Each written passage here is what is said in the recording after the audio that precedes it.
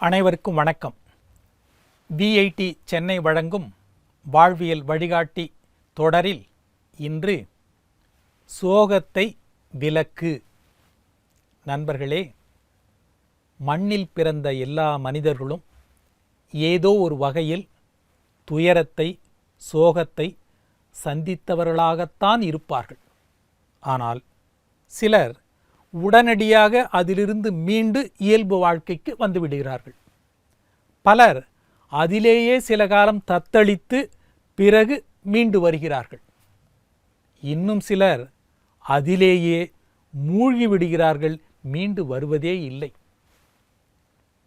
சோகத்திற்கு பெரிதும் காரணமாக இருப்பது இழப்பு, பதவி, புகழ், கௌரவம் போன்றவற்றை இழந்து தவிப்பது என்பதுதான் ஒரு வகை.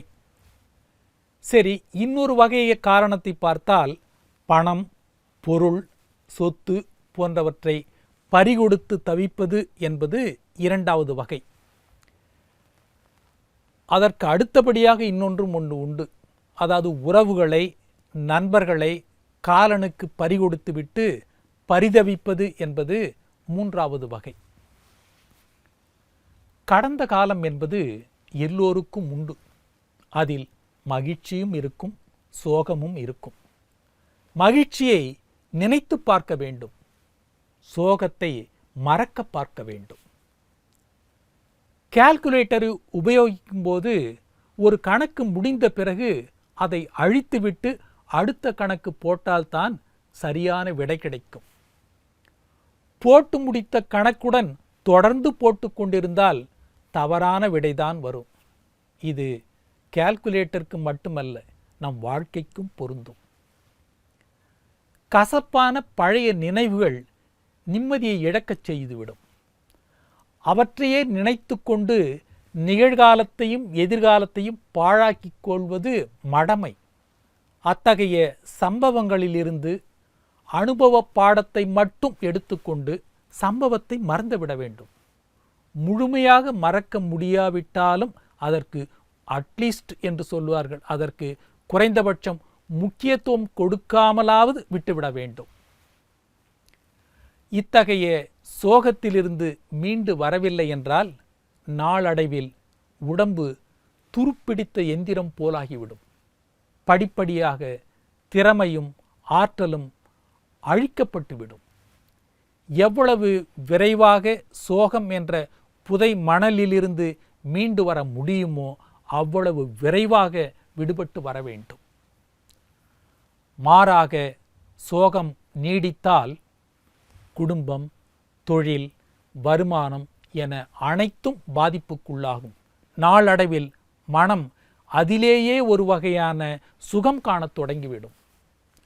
போட்டி நிறைந்த இன்றைய காலகட்டத்தில் அன்றாட வாழ்வை எதிர்கொள்வதற்கே அதிக அளவில் நமக்கு சக்தி தேவைப்படுகிறது. இந்நிலையில் தேவையற்ற நினைவுகளால் இருக்கின்ற சக்தியையும் இழந்துவிடக்கூடாது.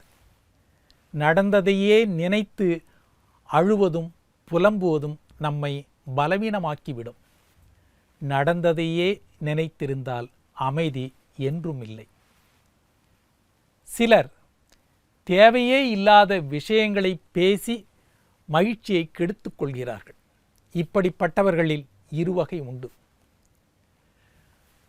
பேச தெரியாமல் பேசுபவர்கள் ஒரு வகை, வேண்டுமென்றே திட்டமிட்டு பின்விளைவுகளை எதிர்பார்த்து பேசுபவர்கள் மற்றொரு வகை. இரண்டாவது வகை மனிதர்களிடம் நாம் மிகவும் கவனமாக இருக்க வேண்டும்.